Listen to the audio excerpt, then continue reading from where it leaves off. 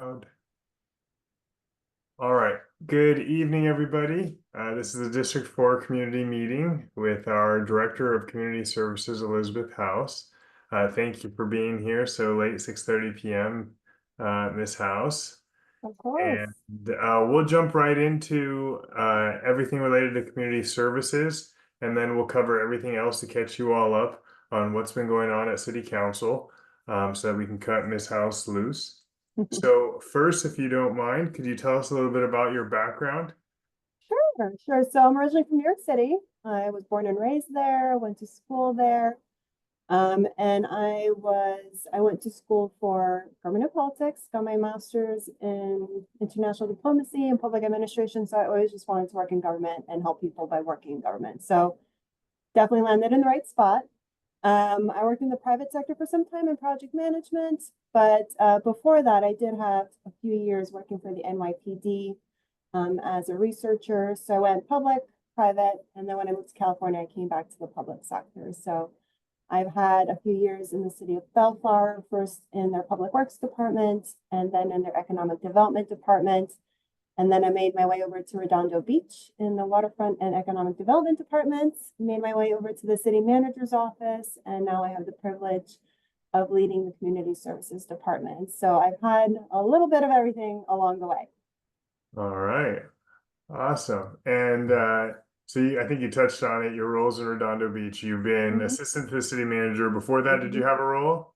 I was the senior management analyst at the waterfront and economic development department. Oh, okay, got it. Hmm.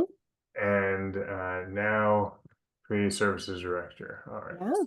What are the responsibilities of the community services director? So the community services department is a very generic term. It covers four separate divisions that serve the city. We have the housing division that manages our Section 8 programming, BASH programming, and all of our housing assistance programs.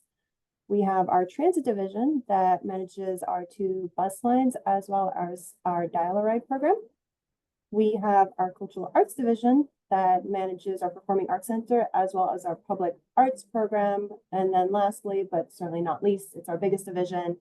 It is the Recreation, Youth, Senior, and Family Services Division. And this division manages all of our senior programming, teen programming, children programming, manages all the rentals of our facilities, ensures that we collaborate with all of our community groups to make sure we provide the residents of Redondo Beach as well as visitors with all the programming and cultural exposure they need and have asked for. So it's a very, very busy department. And my role right now is just making sure we're trying to keep all of our programming on track, that we manage all of our grants appropriately, and that we're here to really respond to community needs as we move through these programs. Awesome. And as a director, are you actually putting together programs and reviewing, the magazine that you all put out, or are you kind of directing teams that are doing this? I'm directing a lot of teams. So on my immediate plate, we have little hotter like projects like the pickleball project, right? So I tag team that with our deputy director. Things like big special events that come across our desk that we want to make sure are that come to fruition safely. We want to make sure that hits my desk directly. But when it comes to our newsletters, we have a great team of part-timers and coordinators that actually interface with all of our community groups, and they can more accurately capture all that in our newsletter and help coordinate people who want to partake in those programs. So we have the final look over, but really the content of it, all that credit belongs to our team over here. All right. Awesome. Mm-hmm. We'll go over for everybody here. We'll go over the newsletter in a bit. Uh, Mm-hmm. so, uh, can you update us on some of the programs you currently have going on, starting with the senior program? Sure. We actually have an incredibly robust senior program over here. And I don't know if anybody's ventured to our brand new website, but if you go under the community services tab, under senior activities, there's a giant button at the top that says senior activities. And you click on that button, a page comes up, and you'll see on the top, you'll see Club Hub, classes and activities, and excursions. Club Hub is a newsletter that we create specifically for senior programming. So Zane, I don't know if you want to pull that up on the Yeah, screen, I'm but we've gonna actually get it right. just uploaded it. All It's right. all the programming for September and October. All right. Give me 1 second. Yeah. So, everybody, if you go to the new redondo.org, you should, it should be really easy to navigate. But if you just type in community services, you should be able to pull up the community services homepage. Or maybe not, maybe I should go to departments. If you Uh, click through departments, just, yeah, yeah, right, departments, the community services. services. All So right, right at the top, right there, senior programs all the way on the left. there we go. Senior programs. And there you go. Club Hub, it's a great newsletter. It comes out every 2 months. And you'll see a list of our excursions, activities, and we have quite a few things coming up over the next couple of months, especially with the holidays coming here. The first big thing that should probably be on everyone's radar is our senior health fair that's taking place next Thursday at the Performing Arts Center. We'll have about 24 vendors, 5 screeners, lots of resources for seniors. So that's next Thursday from 10 a.m. to noon. This is We the also see some. this is September 5th health fair. Mhm. Awesome. So that's next Thursday. And there's some pretty fun excursions coming up too. So we have apple picking. We have a trip to the Pantages as well to see Hamilton. I mean, there's quite a few things we can do for seniors. And then if you scroll to the newsletter, you'll see it's broken out by senior center.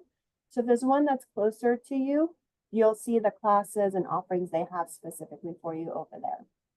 They also do a fun thing where they highlight birthdays for the next 2 months. So they're super engaged with their community. And who puts these newsletters together? Our staff. All right. And how many people are employed in the community services department?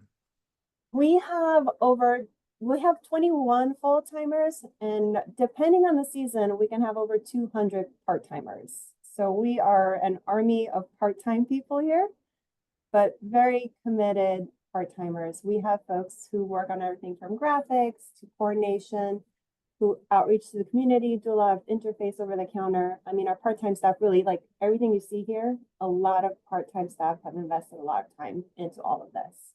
Wow. And look at Veterans Park. They've got conversational French occurring 11 o'clock to 1 p.m. on Wednesday. Oui, je parle Yep. français. All It's right. pretty amazing. And what's wonderful about our senior programming is that there are a lot of community members that partner with us to offer these classes. These are volunteers teaching a lot of these classes. It's pretty awesome what we're able to offer just because the community is coming together to provide these services and these types of excursions to folks. So I would encourage everyone. I know a lot of people don't know about them, but we're trying our best to get the news out there. We put out these newsletters. If anybody knows any folks that would like to access it, it was pretty easy to access through the website, but we'd love to sign people up to receive it directly by email. Nancy, I think you should lead one of these at the Perry Park Senior Center, lead a self-defense class based on what you've learned from the police department. Pass on the knowledge. Sharing is caring. All right. This is a great newsletter, and it actually makes me very much look forward to being a senior in Redondo Beach. We've got some pretty awesome programming. Our staff does a great job. All right. And in your experience, maybe I should ask folks here, do seniors know about all the programs? I think so. I hope so. All I right. mean, we do a lot of like, not just online, our folks really do a great job of like at the actual physical centers. Anytime we have visitors, they show up and there's flyers, posters. We have front counter people trying to engage with folks. We really try our best to reach the community where they're at. All right. Nancy, Is go it ahead. Yeah, some years ago, before they had COVID, your department had a wonderful class. It was a balance class for seniors. So, because falling is very dangerous for anybody, but especially older folks, because you can break a hip or really get hurt. And they had a wonderful class. They were taught by 2 ladies, and it was absolutely wonderful. They also had a whole bunch of exercises during the class. Everybody did it all together, and it went on for a series of weeks. And I really hope you'll bring it back again because it was just fantastic. I think it's just a matter of making sure we find the instructors. I mean, do you Right. remember their names? I don't know if they're still around or. I will try to find them because I did. I remember them very well. They were wonderful. No, And that's a great idea. I can find their names again. Yeah, if you do, feel free to email me. Okay, That's a sure. great idea. Hello, can I ask? I don't know if you Yeah. could hear me or not, but can Yeah, I ask? feel free to introduce yourself. Is it a you? Hi, yeah, my name is A Young Strock. I go to all these like senior classes and stuff and love it. I take a lot of. I've been taking the yoga class there forever. Also, both at Perry Park and at the Anderson Park. I was and while back, the instructor that was teaching the chair yoga, Efrat, Mhm. she Mhm. ended up stopping it, and then I heard that she was coming back getting reinstated and Mhm. was going to teach at Anderson Park. But I guess it's been in a limbo, and I wanted to know if there was anything else you could tell us about what's going on with the status. Because Mhm. I was told that like you guys were gonna bring her back because all the seniors just love her to death when she was teaching the chair yoga, and we were really, really, really, really sad to see her go. And I know there were people, I think like Phyllis and some other people, they were trying to bring her back. And um, Phyllis had to go on like vacation for 3 weeks, so she told me to sit in for the Zoom meeting. And we're wondering if when she could come back, Yeah. At basically. Anderson Park. Let me see. Do you remember her name? I'm not sure of the status, but Efrat, I can say Efrat, and I think her last name. Oh my gosh, it's like Pomeran Nuts. She was teaching chair yoga on Yes. Wednesday. If I okay. recall correctly, I remember when this happened, when she stopped teaching. Was she working for Beach City's health Yes, district? yes, Beach the Health District, and they had some issues, and she ended up not teaching anymore. And they have a different instructor that's teaching it at the Wednesday at Perry Park right now for chair yoga.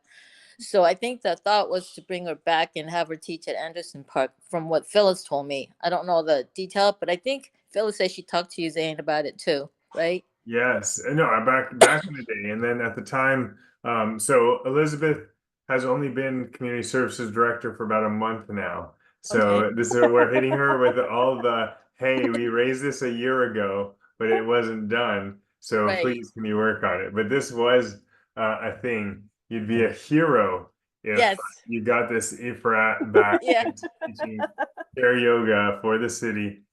So this actually raises a good point, and I had a meeting with uh, Phyllis Right. and the city manager about senior programs. And the thing is, in Redondo Beach, our seniors don't pay for most of these programs. Is that correct? We pay like very, very small, small amount. Like Anderson Park, it's $5 a year. And I think I pay Perry Park $7 a year. Okay. Mhm. So, So whereas other cities charge maybe $10 per class or something to that effect. And so that's the challenge that we have here is if we wanted to get a frat in, how, we need to pay for her, and that would throw in flux this whole system. Or we could let all these classes keep going forward as long as they're run by the seniors themselves at no cost to the city, and then just charge for those classes that the city has to pay for. I But think personally, if you ended up going like other cities and go $10 a class, that's gonna be devastating to a lot of people because they're so used to the way things are. Mhm. But I do agree, like $5 a year is pretty low. So you're gonna have to yeah, find maybe happy medium that's not as extreme like the Manhattan Beach or right. um the Well, and most. I'm not saying I'm not saying $5, $10 for every class. I'm saying for the one class that we have to pay for the person, Right. something that gets us to break even there, not make money. Maybe it's $5 for chair yoga with So Ifrat. another thing I was thinking that you might consider is that other cities like Torrance or even Manhattan Beach, they give priority to the Redondo Beach citizens first.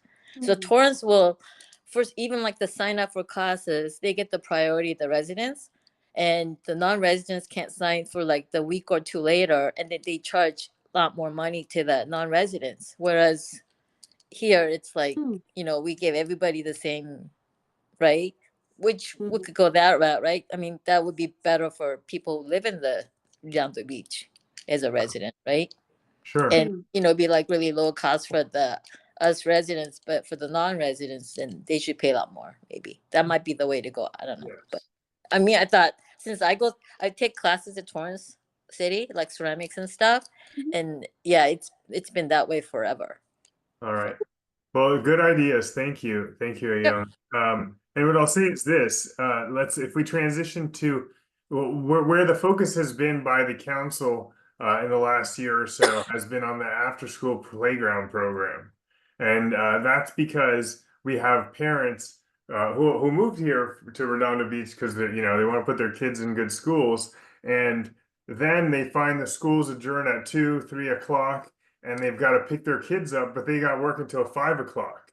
And so they rely on this after school program, which is a relatively affordable way to have some coverage and oversight for their kids until 5:30, what have you. But the problem is the program was filling up. The kids were on wait lists. One kid would get in a family, but the other kid would be on the wait list and there wouldn't be coverage for them. At the end of the school year, parents would have to be on the internet at their computer at exactly 11 a.m. or 12 p.m. And hit the reservation button so that they Right. wouldn't end up on the wait list. If they missed that, they'd end up on the wait list, and there'd be uncertainty as to whether they'd have coverage. So our priority has been to make greater availability there, which has taken a lot of resources, a lot of hiring of part-time staff, raising the pay for those recreational specialists who attend to that program. And Elizabeth, why don't you talk a little bit about where we are right now with that program and what Yeah. success you've had, increasing the participation there or availability by 150%.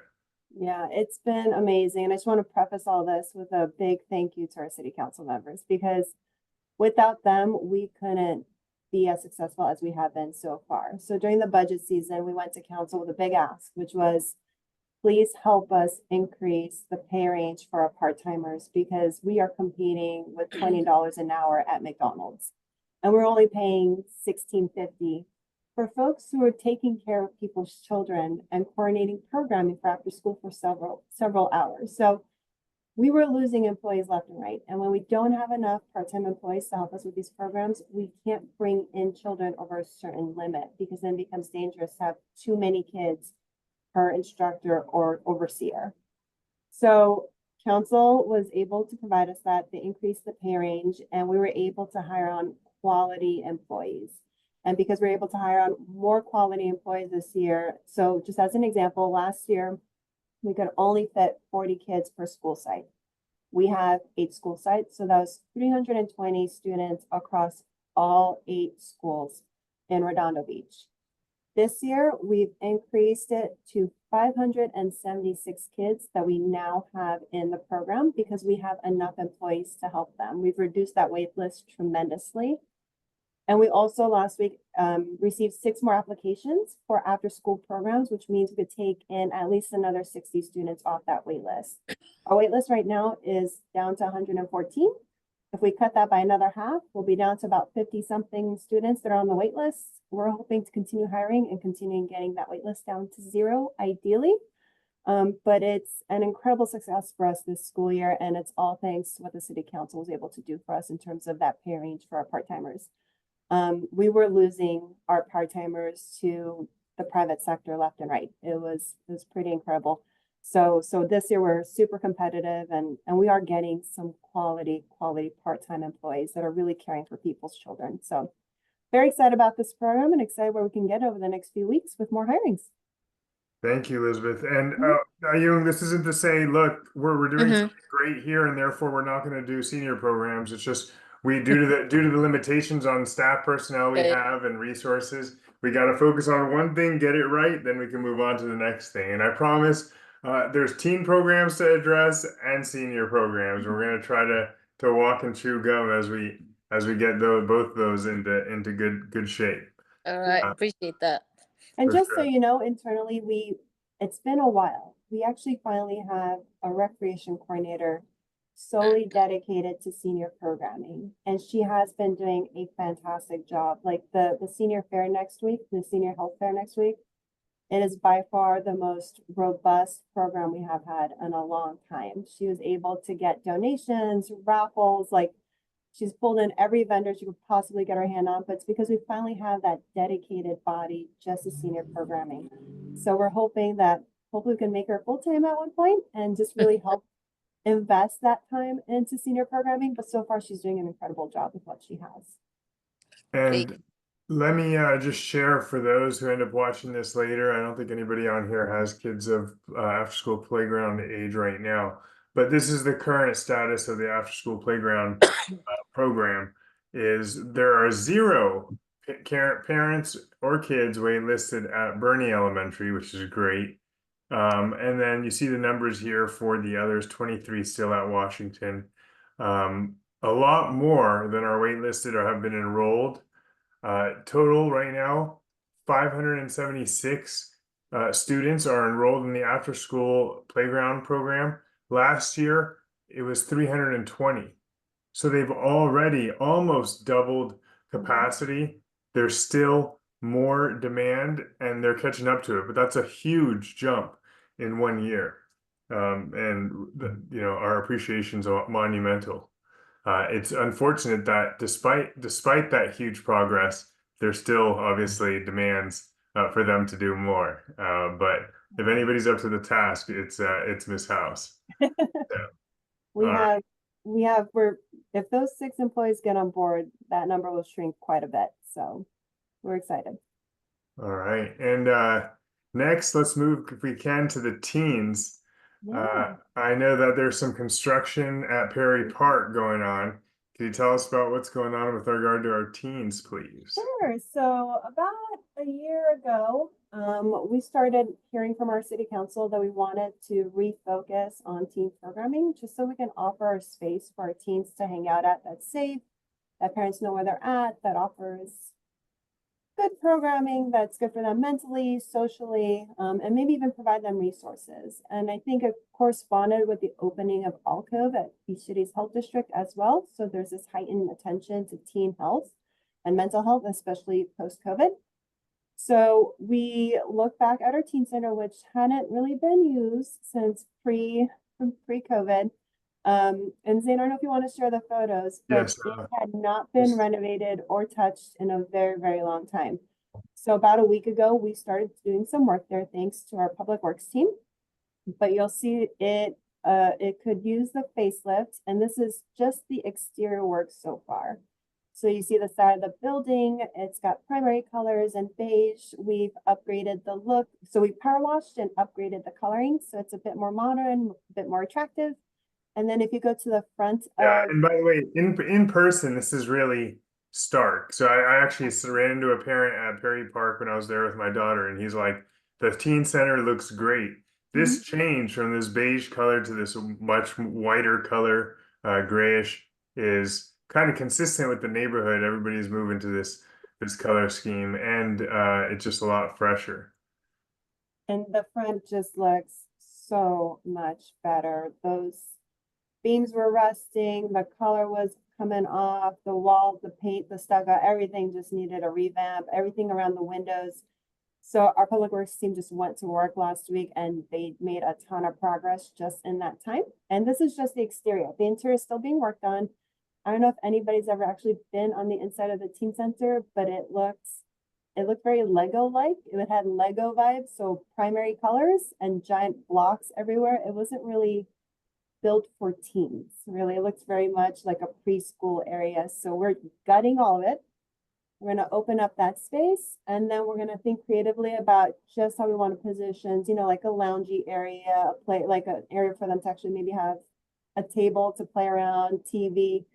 But in order for us to program that space, we have been in conversations with Beach City's Health District as well as the school district, because we need to join with them and partner with them to provide our teens kind of a full 360 attention when they have time on their hands. So we don't want to do this in a cone, not talking to our partners in the community.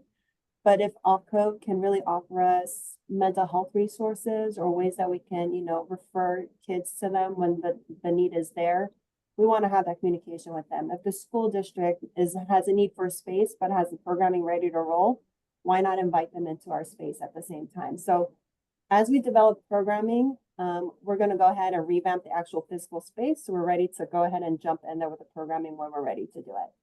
So we're excited about that as well. It is a few months out. It's a lot of work to do right now, but when we get there, it'll be a great addition to our programming, and it'll be hopefully a great asset to our community and our team community. That's great, Elizabeth. I appreciate that you're reaching out to the BCHD and the schools to figure out the best way to program this. What is your vision, or how do you anticipate the teen center being open once it is ready for prime time? Is it going to be like available after school? Will it be available on the weekends? When will it be available for teens to use? I think that really depends on what's available to them with our community partners, as well as our staffing availability. Right now, we don't have teen programming staff at all because we haven't had that programming in a long time. So just depending on how much staff we can bring on when they're available, as well as the needs that we need to meet and partner with Beach Cities Health District and the school district, it could just be after school. If we can do weekends, great, but really it just depends on the limitations we're faced with in terms of staffing those spaces. Weekend staffing is always difficult. But if that's the need we have, then we'll try our best to meet it. But that's again a conversation we don't want to do in a bubble. We need to talk to our partners in the community. And we have the Youth Commission coming online. So without a doubt, they will have a huge say in the way we build out the space and the way we program it. It's really, they should be telling us what they need. Awesome. Thank you for that. Mm-hmm. All right, let me get back to my notes to see where we're going to go next. And I'll say, obviously, if you have staff there, it's gonna have a budgetary impact. So please do let us know if if there's a budget impact that we need to account for or provide for come budget time. All right, update on Teen Center. All right, so we obviously live in a place, Redondo Beach, with very little open space. People complain about our density and our lack of park space. Yet we have thriving parks with all sorts of sports, especially with the growing popularity of pickleball. Basketball continues to be popular. Tennis is popular. Now skateboarding is occurring in our parks and at the International Boardwalk. So how do we balance that out, and how are you dealing with all the competing needs of the community there? It's a balancing act. It's listening to our community needs. It's our council listening to our community needs. But it's again a partnership effort. We have our own programming that the city runs. We have contract programming that folks come and use our facilities to do instruction or classes. And then we have leagues that operate in our parks as well. So with all three of us partnering on meeting the needs of the recreational community, we can do that in terms of programming. In terms of space, our city council does an amazing job of finding creative ways to either share space or create new space. We have the new skate park at Pat 10, which has been a huge success. We have a mural going up there soon, so hopefully we'll add some color to that space for that community. Perry Park is a great example of how we share pickleball with other courts as well as skateboard nearby. And then we have like the rental facilities on site too. So we really just do our best. And again, our army of part-timers do a fantastic job. When they see leagues need certain hours or certain parks, we want to make sure that, we have that space available, along with space available to our own community members that want to rent space for a party. When we have instructors who want to teach tennis, there's a balance between teen tennis lessons, kids tennis lessons, adult tennis lessons, and we ensure that we are able to share all those courts in a way that makes sense for the hours they're available, as well as the demands, how many people actually want to register for these types of lessons. It's always in flux. It's always changing. Nothing is ever static in our programming. So again, it's a matter of just maintaining our partnerships with our contractors and the leagues and ensuring that we're very aware and cognizant of the change in needs and demands depending on the demographic in our city at the time. So As we have more kids coming in, our programming will change. As we have more seniors coming in or moving in or asking for more programs, that will shift the way we balance out all of our programs in our space. But physically, the city council does all the work, Zane. It's all you. No, we just debate for a very long time and then reach a 3-2-4-1-5-0 vote on something. All right. So I know that something else that you toured me around recently was the Performing Arts Center up here in North Redondo Beach. And if I'm looking down, by the way, it's because I'm trying to find pictures of the skate park that I took on my phone because there's some really cool stuff going on down there that I'll share. But what's going on with the Performing Arts Center? How's it doing? What's the state of it? It is doing incredibly well, given how old the facility is. It's been about 20 years since we've had any major renovations there. And for certain buildings, 20 years might not be too much of a time lapse or time period, but for a building that has thousands of people coming in and out on a weekly basis, it can have some wear and tear. So we did a few tours with city council members of the facility recently, and we're just talking about the need for upgraded carpets, the need for upgraded lighting, because the lighting is, if you think about lighting from 20 years ago, it's very heavy duty, hot, heated lighting. If you think about HVAC units from 20 years ago, again, just high energy consumers.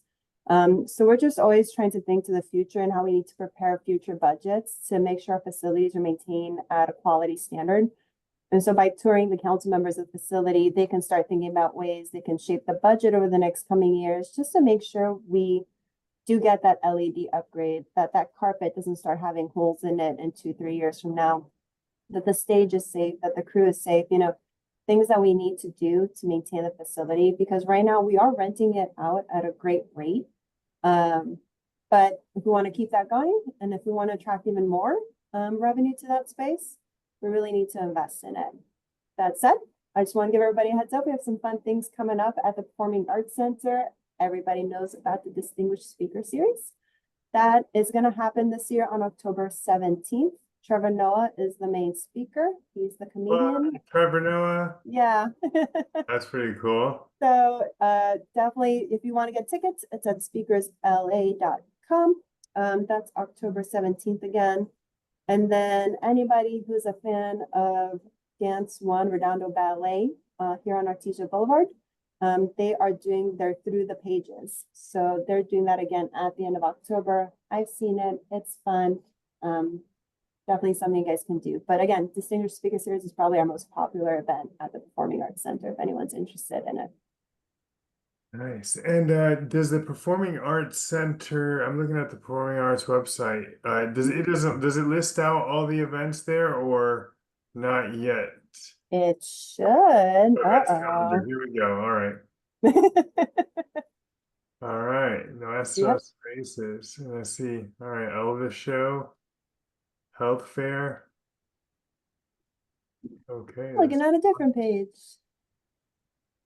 Health Fair Nuestros. When is Trevor Noah? October Okay, 17th. so next month. Just making sure it's on here. October 17th. Here's a good link. I'm going to submit a link for everyone to see it. There you go. Okay. Cultural arts. Ah, okay. Some of our presenters. September. Cool. We should have more showing on the main page. It's a work in progress. Yes, all these. Always. When Especially the with our new website. Some folks are still yes, when the figuring it out. website gets rebuilt, it takes a while to get it fully up Yeah. to snuff. All right. Yeah. And you have some fun events for the holiday season coming up. I can't believe we're already heading into fall here. Yeah. So if everybody wants to, do some fun Halloween stuff, we got pumpkins in the park the Saturday before Halloween. That is at Perry Park from 3 to 6 p.m. There's gonna be a costume parade and a photo booth, lots of treats, snacks, light beverages. It's a very fun family event. So again, that's the Saturday before Halloween, the 26th, and it starts at 3. And then before that, if you're looking for more things to do on that date, from noon to 3, so right before that event, there is a Halloween house event happening at our at the Morrell House, at the near the Morrell House and Museum. There's like a little haunted thing happening over there. So if you're looking for a full day of family fun events, you can start at noon at the museum and then make your way over to Perry Park at 3 p.m. And let me just tell folks, if you are on the Redondo Beach web page from the home, you go to departments, community services, classes and programs, should come up with this magazine that has all of the programs in it. It scrolls really nicely, as you can see here. And you got Pumpkins in the Park, October 26th, what Elizabeth just mentioned. There's a holiday Thanksgiving camp for kids. And there's really nice publication that they obviously put a lot of time into, and martial arts there. Don't wait until they're seniors, get them into self-defense classes early. And There's events like even the sports ball, you can bring your, was it 16-month-old? I was looking yeah, at that. I 16 mean, month, if that's you're pretty looking for epic. things to do, there's things to do with your kids, for sure. And my daughter's taking the soccer class at Anderson Park. That was pretty awesome. She was 2.5 or so. Pretty cool, great class. And then there's tennis and racquetball, of course. And then you see the youth and adults. We try to split up that time depending on the need for it and the demand for it. We have dance classes. We do have line dancing classes coming up in October and November. If anybody's interested, that'll be fun. We have yoga that's indoor and outdoor. We have anything that you might be interested in. We've got it. Adult contemporary hip hop dancing. Mhm. Amazing. That would be cool. And jazz, adult lyrical, tap. Mm-hmm. Right. Very cool. Some Zumba Yep. in here, martial arts. Love it. And by the way, Dance One, North Redondo Business on Artesia Boulevard. Yep. Right. And Can't sailing, forget the sailing folks. program. Mark Hansen is on the line. Can't forget the sailing program over there. Mark, anything you want to say? You want to recruit some sailors? Hey guys, how you doing? Let me kill the screen. Hey everybody, Zein. So I don't know. Did you have to the group that that you guys approved the consultant for the design of the boat ramp? Oh, I haven't gone through everything. We're just going through the community services right now. That's harbor and waterfront. Okay. Like I say, I apologize. I just came in about 20 minutes ago. No worries. By the way, it's saying that your bandwidth is low. Yeah. I noticed it started to lock up a little bit. I'm watching Paige's meeting on my other laptop, so I'm stretching the bandwidth here. There you go. All right. Wait, is she having a meeting at the same time? Yeah, we are. I don't know how it happened, but exact same time, Well, both online. And then last night, Todd Lowenstein had his meeting in conflict with the Chamber's big regional mixer. So we got to get a master calendar for us all. It's tough. Tough to schedule these. Jay-Z asked, has the cost for the after-school program gone up? Yes, it has gone up, and it went up because we needed to raise the pay for the recreational specialists to staff it, so we get sufficient staff to get people off the wait list. And as a result, we were able to get a lot more recreational staff working for the city, taking care of that program. And we increased capacity by an additional 75% or so, but there's still more to hire. And last I recall, there were 4 people going through the interview stage of the recruitment process. Hopefully they haven't been screened out yet, but I don't think so. all right, cool.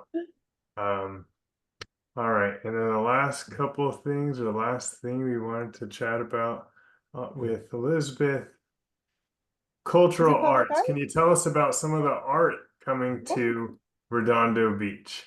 For sure. So we have launched the RFP to get a consultant for the art t-shirt project.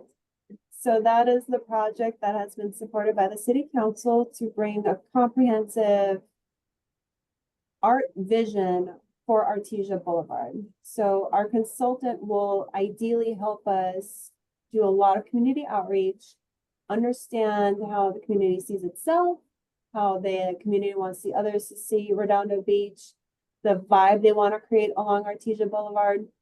And then the consultant will help direct council's decisions or help inform council's decisions and the Public Art Commission's decisions when it comes to selecting the type of art that would be installed along Artesia. So that could be anything from murals to statues or fountains in the median. It really can be a range of artistic installations. I am not well read in public art and the varieties that we have, but I've seen some incredible things in other cities. Even sidewalk art in some spaces could really, really bring a lot of life into certain areas of a neighborhood. So the consultant is supposed to help us do that. And that RFP wraps up at the end of August, so very soon. And the Public Art Commission will be reviewing applicants at their September meeting. So hopefully we'll get that project up and running fairly soon. It'll be very exciting, just an exciting project for folks to participate in once we get up and running. So when we do community outreach, I definitely encourage everyone to come out and share their thoughts and ideas. Art is very subjective, but we won't know what your thoughts are unless you come out and share them. So please do. But more immediate is the mural going up at the Pat 10 skate park. So that contract is going to council next Tuesday. Andy Jenkins is the selected artist. We have some pretty cool artwork going up. And he should get that done before fall ends. So if council approves the contract, that'll go up pretty quick and it'll only take about 2 weeks. So we're excited to get some more art up over there at the waterfront. Yeah, this is really cool art that we saw at the skate park. And what I'll say is we allocated $450,000 in the last budget for art on Artesia Boulevard, folks. What's anticipated when you get an art consultant is they charge about 10% of the spend. We did ask for a contract to be regressive, meaning the more that's spent, the less of a percentage a person gets. So there isn't an incentive to overspend. But we are hiring a professional to help us through this because there's obviously a diversity of art mediums that you could put on Artesia Boulevard locations, and it's going to take somebody with a special eye and special sourcing to be able to get the right art for it and do the right outreach. Mark, do you want to say something? Yeah, Elizabeth, kind of a two-part question for you. On the sailing program, I know you guys had been chatting with Julie Call from Waterfront Education about maybe taking over the instruction. And then the second part of the question is those 2 slips over at Portofino that were supposed to go to a nonprofit a long time ago. Seemed like the city council had made the decision that those needed to go to a nonprofit. And Mike Martin from the Redondo Beach Sailing Club says, "Oh yeah, we could use them." I thought that one was kind of a done deal, but that seemed, I haven't heard anything in a while. So can you give us a little update on one or both of those? They're all, I think they're one and the same. So Kind of. we've been in conversations with Julie Cole to take over the 2 slips and the programming. There's been a delay because we actually need to run it past the Coastal Commission. It's part of a CDP permit. So anything that we do at those 2 slips needs to be approved by them. We have been emailing them over the last several weeks. There's quite a bit of back and forth, but I think we're finally at a place where they understand what Julie wants to do with Waterfront Education at those 2 slips. And I think it's finally been escalated to the right people to approve us moving forward with a contract with her. So I know my staff's been in touch with her, trying to get more information about the programming she wants to do. So I think over the next few weeks, we'll just continue working with her to really flesh out what she wants to do in that space and what that looks like over the next few years. But I think we're in a good place with the Coastal Commission. Once we get the green light, we can start working on that contract with her for sure.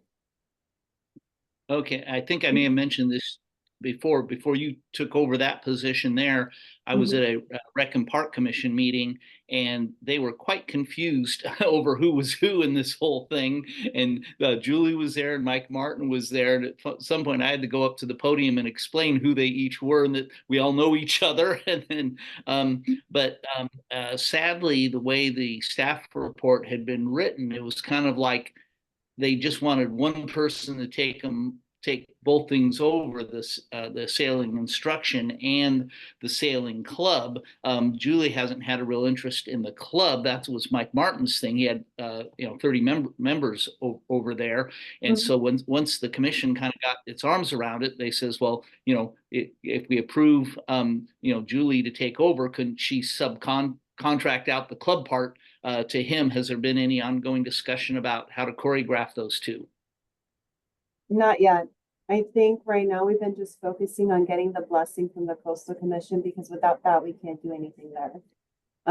Once we get that, again, we don't have a contract in place. We haven't really had an opportunity to sit with Julie to really define the parameters of that and what she would want to do in terms of the club. Mark, Again, let me jump in. This is not a District 4 discussion. So I want to cut it off because you guys can take this out offline, not in this meeting. Thank you. All right. We don't have a waterfront. We don't have sailboats in District 4. We love to be on the water. We don't care who administers the program to give our people an opportunity to learn how to get on the water. All right. So with that, are there any other questions for Director Hause? All right. Thank you, Elizabeth. Thank you for being here, and Godspeed in your work. There's a lot of it, and we'll go on with the rest of this meeting. all Thanks, right. Elizabeth. Thank you, everyone. No one, please, if you don't hesitate to reach out to me. I'm always happy to help. Thank you all so much for your support. All right. Thanks. Bye-bye. All right. Back and get multi-speaker. Sorry, Mark. we don't want to get into a long thing about who's going to lead the program and the like. All right. So to cover some other stuff relatively quickly, and we'll get into more detail later on. But as you know, the city council decided to put a bond on the ballot. Now, in order to get bond funding from a general obligation bond, we do need to have the residents of Redondo Beach vote for it. And so to do that, we've gone ahead and decided to put it on the ballot. And what this is going to be is a public safety bond. And the public safety bond is going to replace or change 4 buildings, 4 sites. There's the main police department. There's Fire Station 2 right here on Grant Avenue in McKay. There's Fire Station 1 down on Broadway. And then there's a police annex, which is the extension of the fire department, police department, because the police department is too big to fit into one little building there at the Civic Center. And the numbers are big because construction is immensely expensive right now. And these are the numbers that we got. And what we also learned is that if you refurbished any of these buildings, you would get an additional 20 years or so of life to them. The problem is this: a bond is paid over 30 years, generally speaking. And if you end up refurbishing buildings and only getting 20 more years out of them, the oldest ones, then you're going to continue to pay the bond well after the building has stopped to be useful, and at a time when you're going to need to go seek more funding. So for these buildings that were built in the 1950s, the police department headquarters and the 2 fire stations, we decided to go for completely replacing them and making them probably viable for 60 years or so. And the amount of money needed to replace the police headquarters was $29.4 million. Fire Station 2 here in District 4, $26.1 million. And the reason is this: now that we've gotten some new fire engines, We have a big ladder truck that needs to come up to, they've been parking it here in North Redondo. The problem is there is no actual shed or interior to put that ladder truck. That's an extremely expensive vehicle. Our fire engines cost about $1 million each. Those are the regular red engines that you see. These ladder trucks, I actually don't know the cost of them, but if you leave them out with the amount of moisture we get and ocean air and the like, it's going to degrade quickly. So we need to keep those indoors. In addition, our fire department will next year seek to get out of our contract with the county for ambulance services will expire, and we will be seeking to conduct our own ambulance services. It's anticipating that if we can run our own ambulance services through RBFD, we'll have a faster response time. We will not have, for ambulances, we will not have our availability of ambulances be dependent upon how much the county is currently using ambulances, and we would likely save about $1 to $2 million a year. So, but to do that, we'd need places to store the ambulances. As you know, if you go by the fire station too often, there's just 2 bays for 2 fire engines. There is no space for ambulances and the like. So, we'd want to that's why that station would be getting a significantly more money. I'm not going to engage in advocacy right now about these bonds, but I assure you that for the relatively small amount of tax that each one of us would have to bear, probably between $100 and $200 each every year, our properties would appreciate significantly by having this brand new $26.15 million fire station built here in District 4 within a mile of where we live. Fire Station 2 would also get a 17.5 reconstruction, $17.5 million reconstruction, and the police department annex, which is under a 99-year lease from the school district, would receive a $10.7 million renovation. And that building is relatively newer. And so it would just receive a refurbishment that would make it better suited for the police department's uses and extend its life significantly. The other thing that we've taken up at council in the recent past is ranked choice voting. It's not likely that you're going to see ranked choice voting. And by the way, the bond measure is going to be Measure FP. That's fire and police. The ranked choice voting will be used to determine any race in which there are more than 2 candidates running. So historically, Redondo Beach's charter said that in a race with more than 2 candidates, or in every race, actually, election in Redondo Beach, for a candidate to win the election, he or she must attain a majority of the votes. Now, the problem is when there are 3 candidates in the race or 4 candidates, often the one candidate doesn't receive 51% of the vote, or 50% plus 1 vote. And so then that results in a runoff, which was very costly. If it's citywide, it's over $100,000 to run the runoff. In addition, we've historically gotten about half the participation in the runoff elections that then we got in the initial municipal election. The last problem is the runoffs usually favored the candidates with the most amount of money.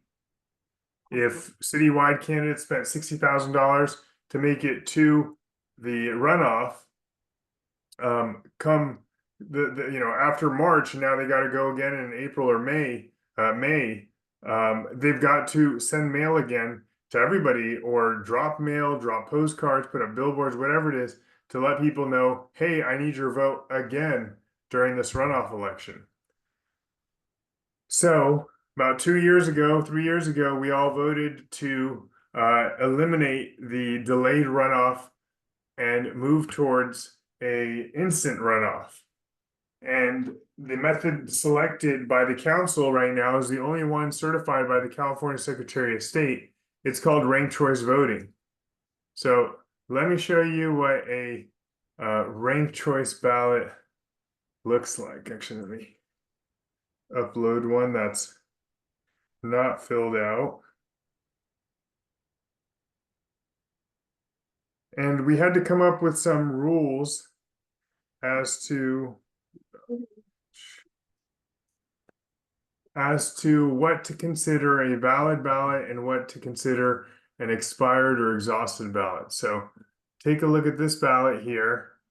You can imagine your best buddies in all these candidate spots. And this is what the ballot would look like.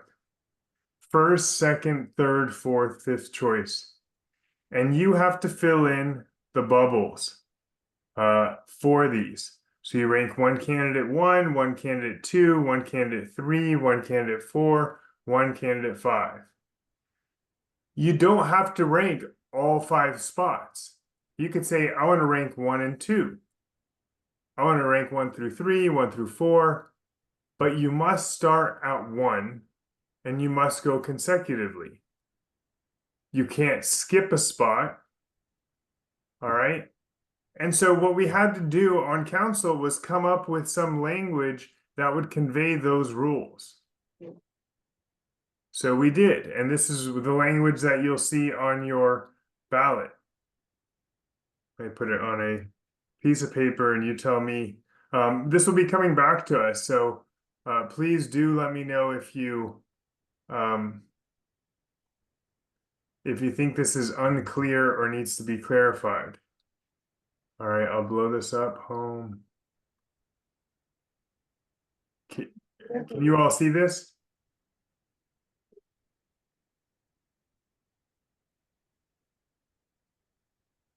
All right. Can you see this, Nancy? Yeah. Hold on a sec. I thought I dropped something. Oh, yeah, I can see it. Okay, cool. For each elective office for which you vote, rank candidates in your order of choice. All right, so that first sentence clarifies that you don't need to vote for every elective office. You can skip offices. You may rank as many or as few candidates as you choose, as long as you start with rank 1. If you continue casting rankings after rank 1, continue to rank 2, and so on consecutively until you've completed ranking your preferred candidates. You must select a different candidate for each ranking. Select only one candidate in each ranking. Do not skip rankings, but you do not need to rank each candidate. So those will be the rules that will govern this process. And what they mean is if your ballot looks like this, it's not going to count for anything. Now let's assume that where it's marked, it's filled in properly. That's not the issue I'm having with this. But the problem here is that the person skipped a first choice. And what we decided on council is that if you didn't rank anybody the first choice, we don't want to understand that you meant for your second choice to be your first choice. So this whole ballot wouldn't be counted. All right. This is a properly filled out ballot because there's one candidate ranked first, one candidate filled out ranked second, one ranked third, one ranked fourth, and one ranked fifth.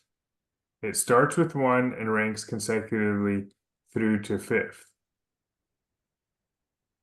This would not be a correctly ranked ballot because it starts with 1, it continues to 2, and it marks 2 different candidates for the third choice, and then goes to 4th. Well, the clerk, nobody in the city, can determine who you really meant for choice 3. So in this circumstance, your 1 and 2, your first and second choice would count, but your third and fourth and fifth choice would not be counted. So the ballot would be deemed to be exhausted after the second choice. All right, and we'll go over that we'll go over that when we actually have an election on our hands in before March 2025 and make this as clear as possible. And there'll be lots of voter education about how these ultimately get counted when you have 5 choices. Nancy asks, if a voter only ranked their #1 candidate, will their ballot be tossed? Nope. Their ballot would not be tossed because as the rules tell you, you may rank as many or as few candidates as you choose, as long as you start with rank 1. So if you just mark somebody as 1, don't do anything else, you're good. Your ballot's going to be counted. All right, some of the other things on the ballot will be, and maybe I can pull out the argument for it, will be measure I don't even actually know what the designation got. I think it's RB. Yes, RB. And what RB is it's an amendment to our charter. Article 27 of our charter says, and it was passed in 2008, it says that any major change to land use must be approved by the voters and residents of Redondo Beach. Great. But at some point, the owner of the power plant and others tried to argue that since we thought we had a certified housing plan, the council voted on it, it became official, went to go into environmental, and what he said is, but because we hadn't put it to a vote of the people, we technically hadn't passed it. Now, a court said, actually, once the city council voted for that certified housing plan, it was approved because passing a certified housing element is a requirement of the state law. And having the voters approve or disapprove of this housing element would violate state law. If they decided to reject it, you'd be in violation of state law. State law doesn't allow municipal laws to violate the state law. The state law is superior to municipal laws. So all that our charter amendment clarifies is that state law is supreme to Article 27, or there's an exception to Article 27, that there does not need to be a vote of the residents when we are seeking to adopt a housing element pursuant to our obligations under state law. All right, and the last item that we put on the ballot, I believe that got a ballot designation of SD for school district, is a language change in the charter that removes without compensation from the charter. So currently, our charter says people are elected to the school board at large throughout the whole city, and they shall serve 4-year terms without compensation. Historically, the school board members have received some either health benefit or some nominal benefit, reimbursement of expenses. Maybe they've gotten a small stipend, a tiny stipend. I don't know, but that hasn't been in compliance with the technical requirements of the charter. There's no legitimate reason that city council should receive a stipend for our work. Currently, I think I'm at $5 an hour, and the mayor gets paid a stipend for his work, but school board members should be punished and deprived of any benefit of their public service. So the charter amendment is to remove that term without compensation from the ballot measure. From the charter, and it was requested by both school board members and council after we realized that, this is punitive, it's unfair, and they should be treated no differently than any other elected in the city of Redondo Beach.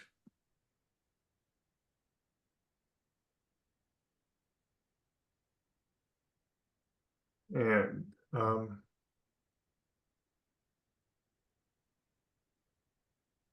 Jay-Z, if their first choice loses at that round, then their ballot will be tossed, correct?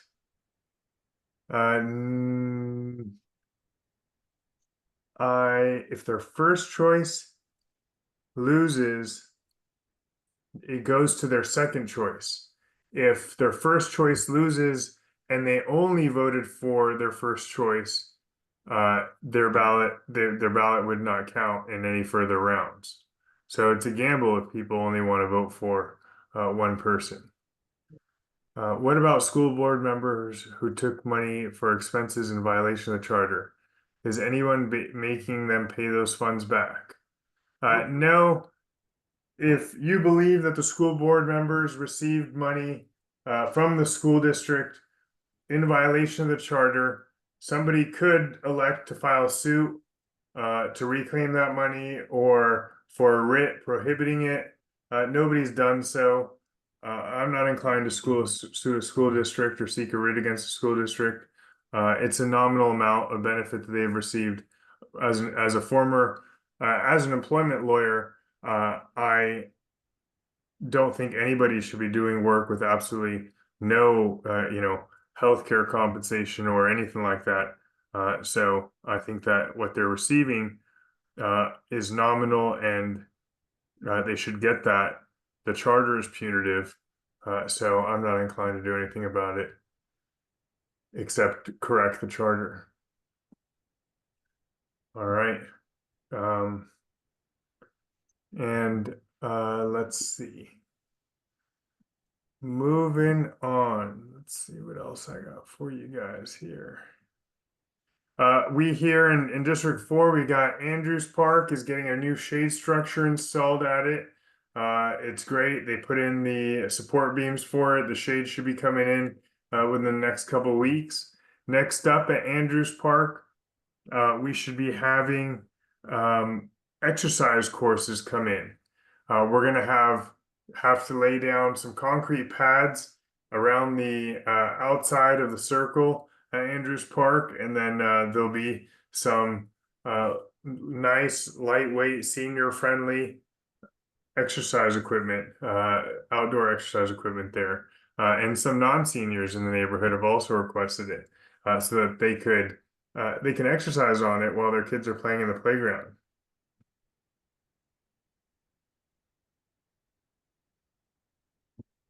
And let's see. Moving on.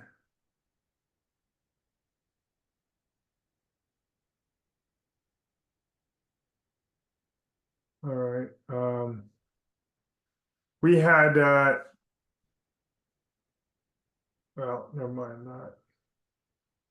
that. Good news is that the city of Redondo Beach has reached functional zero homelessness. That means the number of people becoming homeless in Redondo Beach is equal to or less than the number of people who we are getting off the streets and into housing. That's great.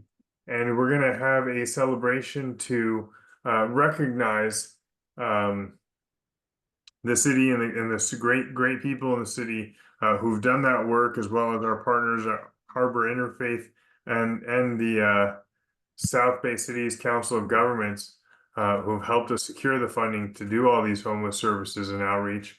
And so that'll be in September, and I'm sure it'll be advertised once more information comes forth. They have changed the date a couple times due to the unavailability of some folks. Also want to let you know about Dine Around Artesia coming up here in Artesia Beach, on Artesia Boulevard. And it's hosted by the North Redondo Business Association. You can find out more at nrbva.betterworld.org. I can drop actually the link here into the chat.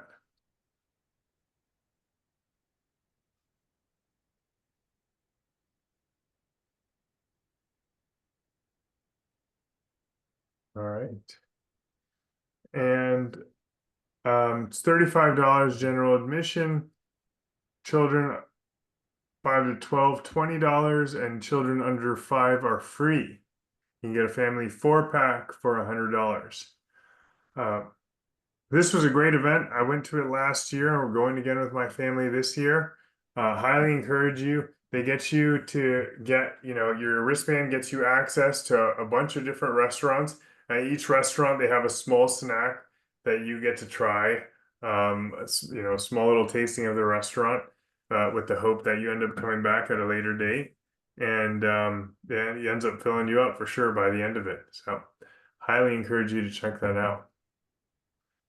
All right, and with that, not a whole lot more I want to cover unless there's anything else that anybody wants me to cover.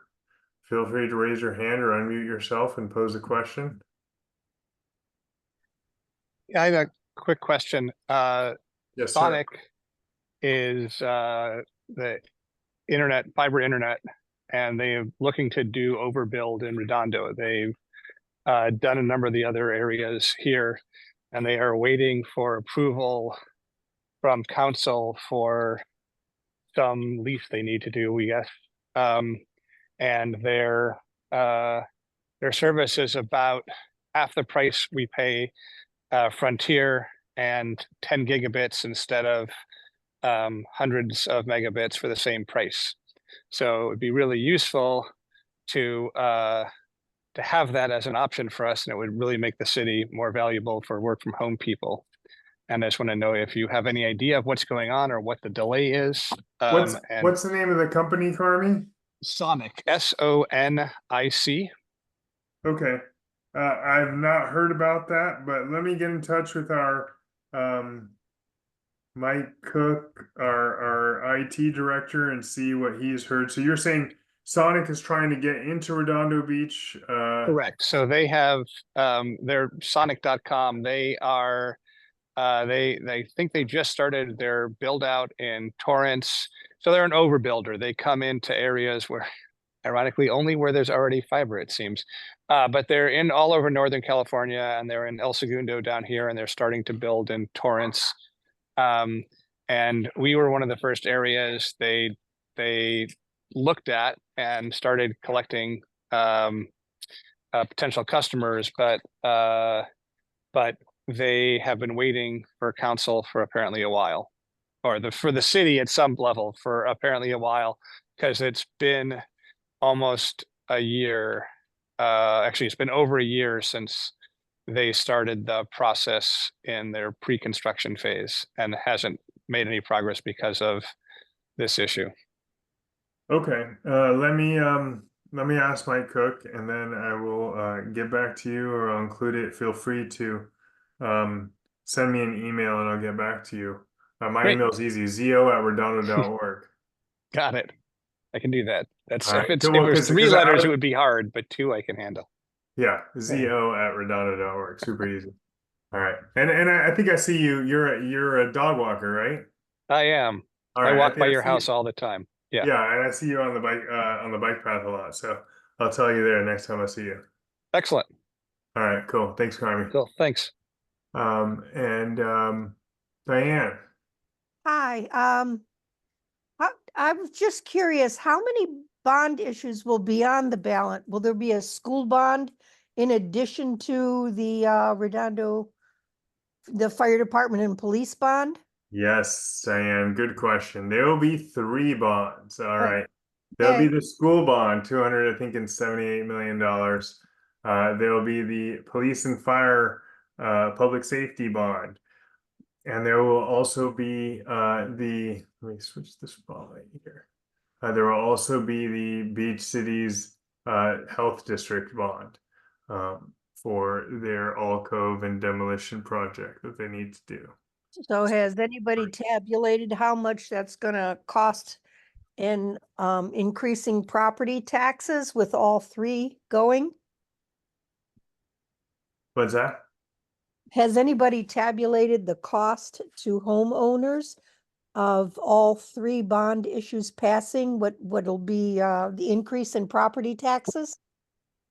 Yes, I don't think anybody has, but I believe the Redondo Beach public safety one came out in at 17.45 per $100,000, $17.45 of $100,000 of assessed value.